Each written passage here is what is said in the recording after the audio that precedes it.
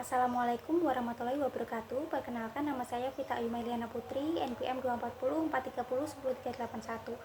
Di sini saya akan melanjutkan PPT sesuai dengan jurnal yang diberikan. Nah, di sini yang pertama itu membahas tentang social support. Menurut Albert dan Adelman, social support itu adalah komunikasi verbal maupun non-verbal antara pemberi dan penerima dukungan yang mampu mengurangi ketidakpastian mengenai situasi diri sendiri, orang lain, atau hubungan, sehingga meningkatkan persepsi seseorang bahwa ia memiliki kendali tentang kehidupannya. Nah, dari definisi tersebut terdapat 3 unsur utama dalam social support. Yang pertama itu komunikasi. Komunikasi itu inti dari social support itu sendiri. Dukungan sosial itu tidak hanya diberikan melalui kata-kata aja, tetapi juga dapat disampaikan melalui komunikasi nonverbal seperti ekspresi wajah, sentuhan, dan juga pelukan. Yang kedua, mengurangi ketidakpastian. Misalnya nih, seseorang akan menjalankan pemeriksaan medis, mungkin ia bertanya-tanya, apakah prosedurnya menyakitkan, berapa lama pemeriksaannya, apakah arti hasil pemeriksaannya nanti gitu. Nah, semua pertanyaan tersebut menimbulkan rasa tidak pasti. Menurut Albert dan Adelman ini, komunikasi yang mampu menjawab pertanyaan-pertanyaan tersebut merupakan bentuk social support karena mengurangi ketidakpastian dari apa yang dirasakan oleh seseorang tadi. Yang ketiga, meningkatkan rasa memiliki kendali.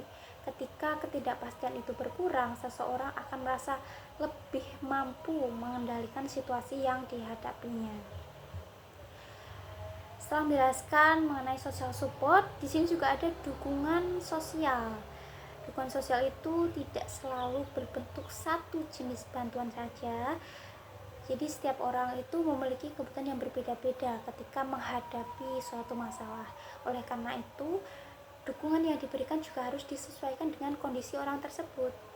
Yang pertama, dukungan emosional.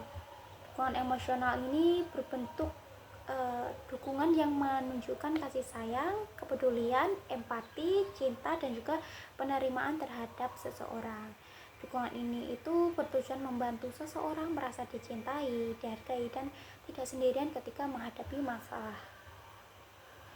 Bentuk dukungan yang paling sering muncul dalam hubungan sehari-hari ketika seseorang mengalami masalah, yang paling dibutuhkan itu bukan hanya solusi aja, tetapi kehadiran orang lain yang benar-benar peduli terhadap diri kita. Misalnya, seseorang baru kehilangan anggota keluarganya. Pada situasi seperti ini, memberikan daftar solusi itu tidak akan menghilangkan rasa sedihnya gitu. Yang lebih berarti itu adalah memeluk, mendengarkan ceritanya, atau mengatakan bahwa ia menghadapi semuanya ini tidak sendirian. Yang kedua adalah dukungan penghargaan atau esteem support. Nah, dukungan yang bertujuan meningkatkan rasa percaya diri, harga diri, dan keyakinan seseorang terhadap kemampuannya sendiri. Bentuk dukungan ini dilakukan melalui pujian, dorongan, penghargaan, maupun penguatan terhadap kemampuan yang dimiliki seseorang.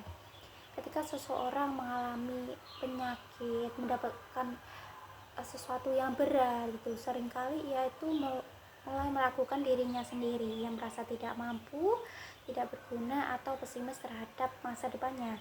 Nah, pada kondisi seperti ini orang-orang di sekitarnya itu dapat memberikan esteem support dengan mengingatkan bahwa ia memiliki kemampuan untuk menghadapi situasi tersebut.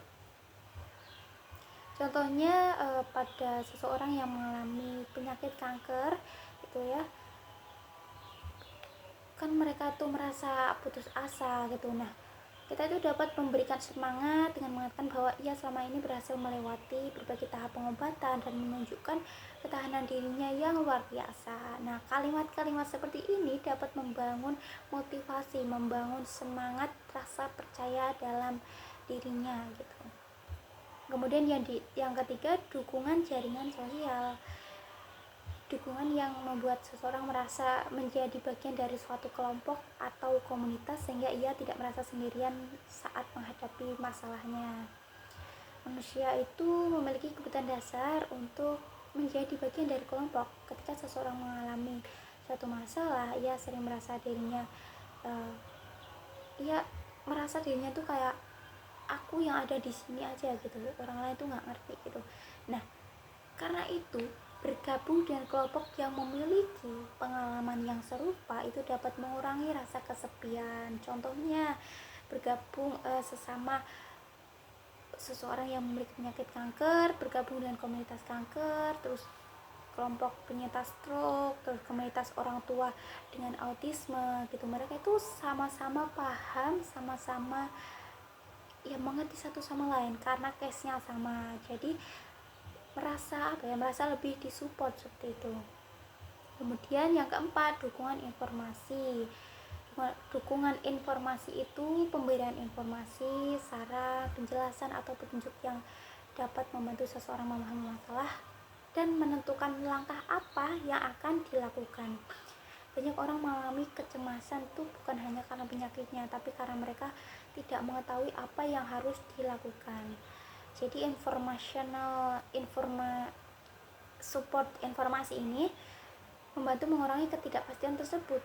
Misalnya nih, ada dokter menjelaskan penyebab penyakit, pilihan pengobatan, efek samping obat maupun perubahan gaya hidup yang perlu dilakukan. Nah, pemberian informasi ini tuh harus disesuaikan dengan kebutuhan si penerima. Terlalu banyak informasi yang diberikan justru dapat membuat seseorang itu semakin bingung. Komunikasi harus dilakukan sebagai suatu hal yang memang benar-benar dibutuhkan gitu. Kemudian yang kelima ada dukungan nyata. Bantuan yang berbentuk tindakan nyata berupa material itu seperti memberikan uang, makanan, mengantar pasien ke rumah sakit, membantu pekerjaan rumah atau membantu memenuhi kebutuhan sehari-hari. Jadi tidak semua dukungan itu berupa komunikasi verbal aja.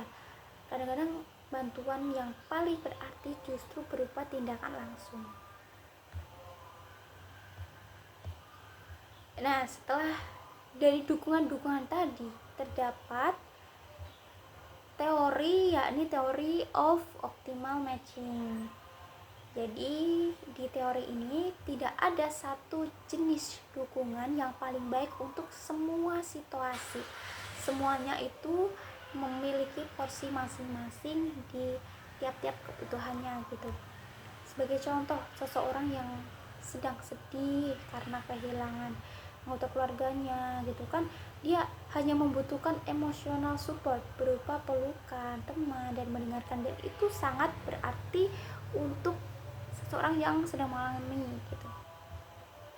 Kemudian ada health benefit of social support. Selama beberapa dekade banyak penelitian yang menunjukkan bahwa social support itu memiliki hubungan yang sangat kuat dengan kesehatan fisik maupun kesehatan mental. Jadi individu yang memiliki dukungan sosial yang baik itu cenderung memiliki tingkat stres yang lebih rendah, lebih mampu menghadapi penyakit kronis, lebih patuh menjalani pengobatan, memiliki resiko depresi yang lebih rendah, dan memiliki kualitas hidup yang lebih baik. Nah, jadi social support ini tidak secara langsung itu menyembuhkan penyakit gitu. Nah, yang dilakukan oleh social support ini adalah membantu seseorang menghadapi tekanan yang muncul akibat penyakit atau akibat permasalahan tersebut. Seperti itu yang bisa saya jelaskan. Berarti mohon maaf apabila ada kekurangan, ada salah kata, dan terima kasih untuk kesempatan yang diberikan karena bisa mengumpulkan tugas ini. Mohon maaf atas kelalaian dari saya. Terima kasih. Wassalamualaikum warahmatullahi wabarakatuh.